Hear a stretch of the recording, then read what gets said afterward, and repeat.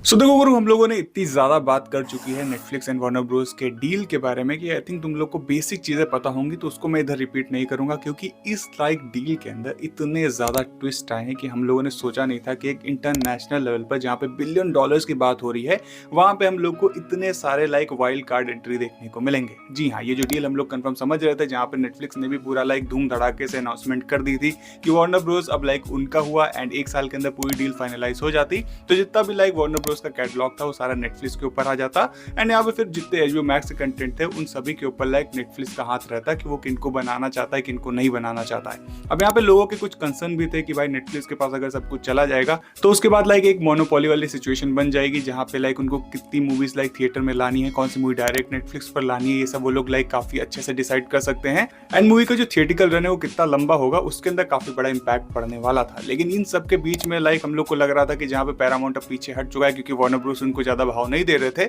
लेकिन भैया मूवी के अंदर से होता है ना कि लास्ट मोमेंट में एक ऐसा ट्विस्ट आता है जो कि पूरी स्टोरी का नैरेटिव ही बदल देता है। वैसा भी करंटली हो चुका है क्योंकि पैरामाउंट ने जो डील ऑफर करी थी वार्नर ब्रदर्स को, इसमें वार्नर ब्रदर्स ने बोला कि भाई हम तुमको एक हफ्ते का पूरा मौका देते हैं, तुम हमको चीजें पिच करो, अगर हमें बढ़िया लगा देन हम चीजों को कंसीडर करेंगे। तो अभी जो हम लोग को इन्फॉर्मेशन मिला है उसके अकॉर्डिंग भाई जो पैरामाउंट की डील थी उसको वार्नर ब्रोस ने एक्सेप्ट कर लिया है। एंड उनका जो एक अनाउंसमेंट हुआ था नेटफ्लिक्स के साथ, यहाँ पे मर्जर वाला पूरा अनाउंसमेंट हो गया था, जिसकी वजह से अब अगर ये डी मर्जर होता है तो इनको एक पेनल्टी फीस भी देनी पड़ेगी, वो भी पैरामाउंट पे करने वाला है। एंड ये कोई नॉर्मल पेनल्टी फीस नहीं है, यहाँ पे 2 बिलियन के ऊपर पैरामाउंट को पे करना पड़ेगा इस डी मर्जर के लिए, देन वो लोग वार्नर ब्रोस को परचेज कर पाएंगे। अब देखो इस डील से तुम लोग को क्या फायदा है एंड आगे चीजें कैसे तुम्हें बढ़ती हुई देखने को मिलेंगी, गेम ऑफ थ्रोन्स का क्या फ्यूचर रहने वाला है, प्लस जो एचबीओ के अपकमिंग कंटेंट है उनके ऊपर तुम्हें क्या इंपैक्ट देखने को मिलेगा। अगर उसके बारे में बात करें तो इंडियन ऑडियंस के लिए भी यहाँ पे एक बेनिफिट सामने निकल कर आया है। सबसे पहले तो अगर चीजें नेटफ्लिक्स के ऊपर चली जाती हैं तो तुम्हें उनका सब्सक्रिप्शन परचेस करना पड़ता है, जो कि जियो हॉटस्टार से एक्सपेंसिव है क्योंकि पैरामाउंट प्लस जियो हॉटस्टार पे ही है, एचबीओ के सारे कंटेंट जियो हॉटस्टार पे हैं।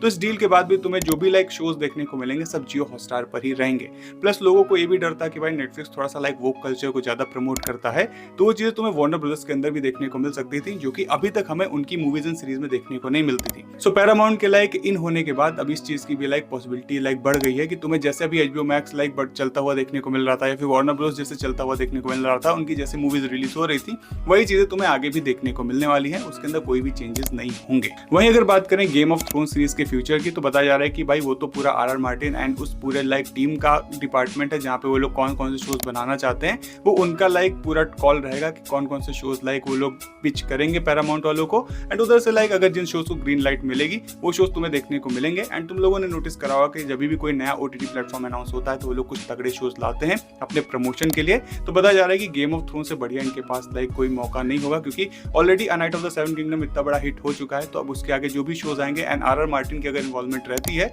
तो तगड़ा कम बैक यहाँ पे जो जीओटी की पूरी फ्रेंचाइजी है वो भी कर सकती है। एंड इसी के साथ ही हैरी पॉटर की तो टीवी सीरीज के ऊपर ऑलरेडी काम चल रहा है, तो तुम लोग ये सोच के रखना कि अगर पैरामाउंट की एंट्री हो गई है तो यहाँ पे तुम्हें कंटेंट वाइज चीजें काफी बढ़िया देखने को मिलेंगी। अगर हम लोग यहाँ पे डिजिटल कंटेंट की बात करते हैं जिसमें वेब सीरीज आती है, वहीं अगर बात करें मूवीज की तो भाई यहाँ पे अपने जेम्स गन का फ्यूचर बन चुका है, उनका जो भी डीसी स्टूडियो का सीन चल रहा था वो वैसे ही चलता रहेगा, अब उधर कोई भी चेंजेस नहीं होंगे। इनफैक्ट मूवी की जो थिएटिकल विंडो होती थी वो भी वैसी ही रहेगी, वहां पे मूवीज तुम्हें अब डायरेक्ट ओटीटी के ऊपर जल्दी देखने को नहीं मिलेंगी, एक पूरा विंडो रखा जाएगा जहाँ पे शायद से 2 से 3 महीने बाद ही तुम्हें जो मूवीज हैं वो एचबीओ मैक्स के ऊपर देखने को मिलने वाली है। प्लस अभी करंटली पैरामाउंट प्लस एक अलग इनका ओटीटी प्लेटफॉर्म था, पता जा रहा है कि उसको भी एचबीओ मैक्स के साथ मर्ज कर दिया जाएगा, जहाँ पे नेटफ्लिक्स के शेडो में एचबीओ मैक्स गायब ही हो जाता, अब यहाँ पे एचबीओ मैक्स फिर से एक मेन प्लेटफॉर्म बनकर निकला है एंड यही तुम्हें अब देखने को मिलने वाला है। अभी अगर बात करें डील की तो बताया जा रहा है कि 111 बिलियन का कुछ डील न्यू ऑफर हुआ है वार्नर ब्रदर्स को, तो मतलब यहाँ पे इनके जितने भी शेयर होल्डर्स हैं